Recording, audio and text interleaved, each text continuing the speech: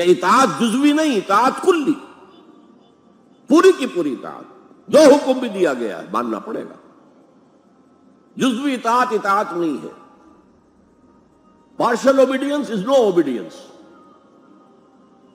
اس لیے کہ اگر آپ نے ایک حکم قبول کر لیا، ایک نہیں کیا، تو جو نہیں کیا کیوں نہیں کیا؟ کہ وہ آپ کے نفس کو پسند نہیں۔ جو قبول کیا وہ کیوں کیا؟ کہ نفس نے الاؤ کر دیا آپ کو کہ ٹھیک ہے کر لو، کوئی حرج نہیں۔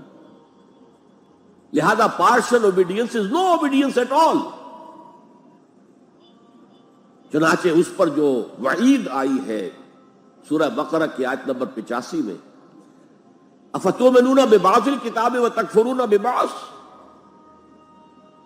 تو کیا تم ہماری کتاب اور شریعت کے ایک حصے کو مانتے اور ایک کو نہیں مانتے؟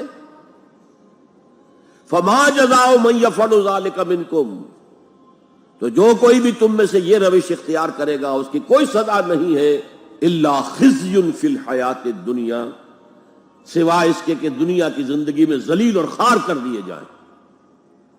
وَيَوْمَ الْقِيَامَةِ يُرَدُّونَ إِلَىٰ أَشَدِّ الْعَذَابِ، اور قیامت کے دن شدید ترین عذاب میں جھونک دیے جائیں۔ وَاللَّهُ بِغَافِلٍ عَمَّا تَعْمَلُونَ، اور جو کچھ تم کر رہے ہو اللہ اس سے غافل نہیں ہے۔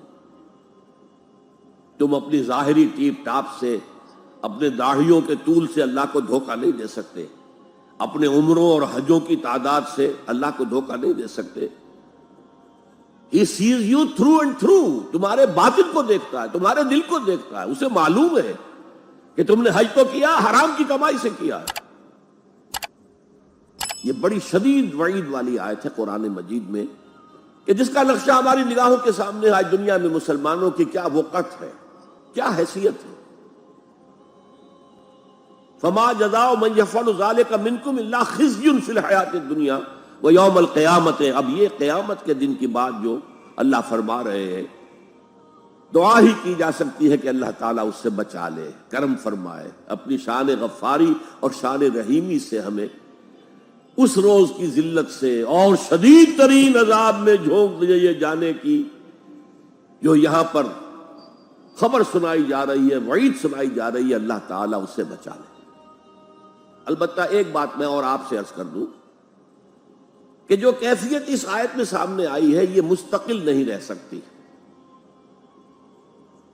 اگر کوئی شخص واقعتاً چاہے آغاز میں اس کا دل پازیٹیولی ایمان سے خالی تھا،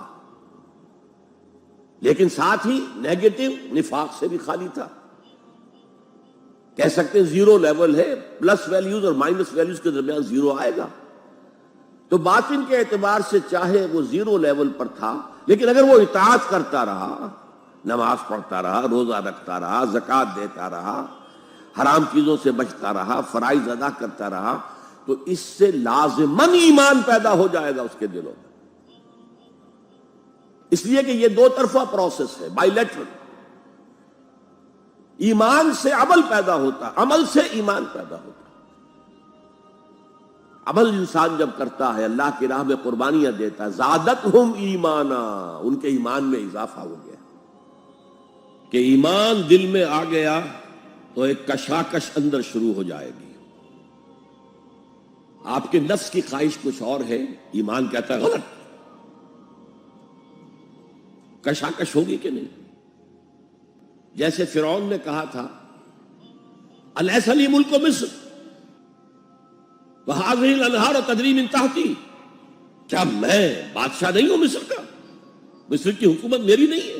اور کیا یہ ساری نہریں جو ہے میرے نظام کے تحت نہیں چل رہی؟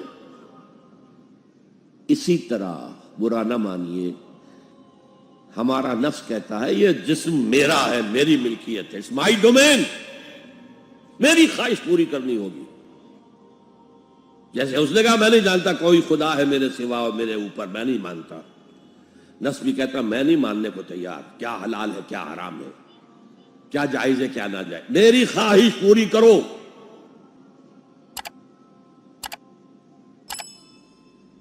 اس کے خلاف جہاد۔ نفس ماں ہم کم طرز فرعون نیست، میرا نفس بھی فرعون سے کم نہیں ہے۔ لیکن ایراعون نیست، اس کے پاس لاؤ لشکر تھا، اس نے زبان سے بھی کہہ دیا تھا انا ربکم الاعلی، میں ہوں خدا۔ میرا نفس بیچارہ اس کے پاس کوئی لاؤ لشکر نہیں، زبان سے تو یہ کچھ نہیں کہتا، اندر یہی کہتا میں بادشاہ ہوں اس وجود کا، میری مرضی پوری ہو۔ تو اسٹرگل اگینسٹ دس بیسر سیلف، ایک سیلف ہے اونچی سیلف، خود ہی انا، ایگو، اور ایک ہے یہ بیسر سیلف، ہماری جبلتیں جو اندھی بہری ہیں، جو حلال حرام سے انہیں کوئی غرض نہیں، ان کے خلاف جہاد کرنا۔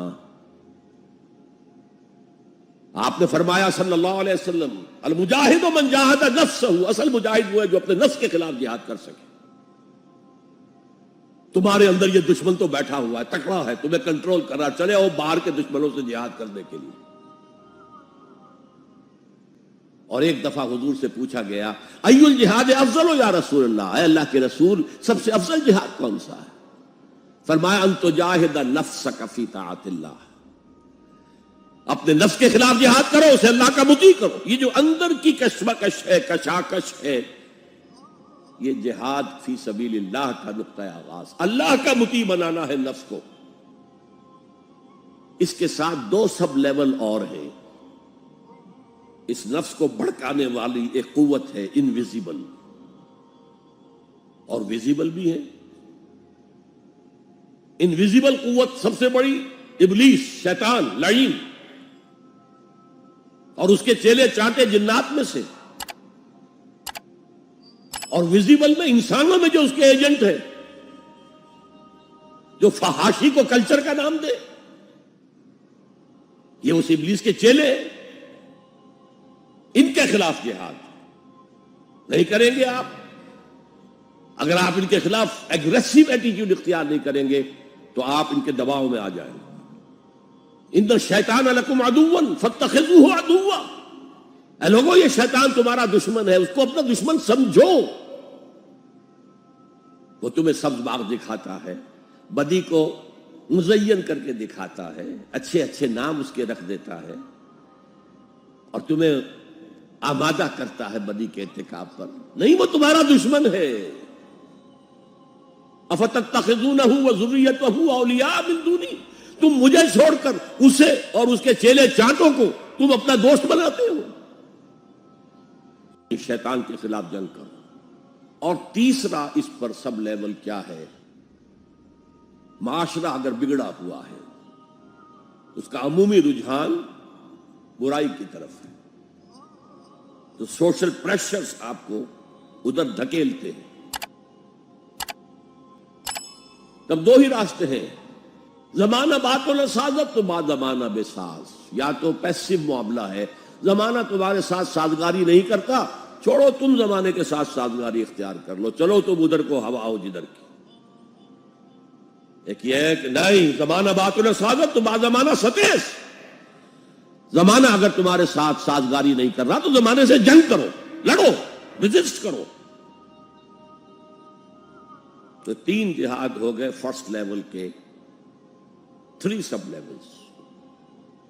نفس امارہ، لبیڈو، نفس حیوانی کے خلاف جہاد، اس کو بھڑکانے والے، وسوسہ اندازی کرنے والے، اس میں پھونکے مارنے والے، شیطان اور اس کی ذریت مانوی اور ذریت نسلی، جنات اور انسانوں میں جو اس کے ایجنٹ ہیں، ان کے خلاف جہاد، معاشرے کے خلاف ایک اسٹرگل۔ اب یہ 3 جہاد آپ نے کر لیے، اللہ توفیق دے ہم میں سے ہر ایک کو، تو اب یہ جہاد آپ کے جسم سے باہر نکلے گا، خارج میں آئے گا۔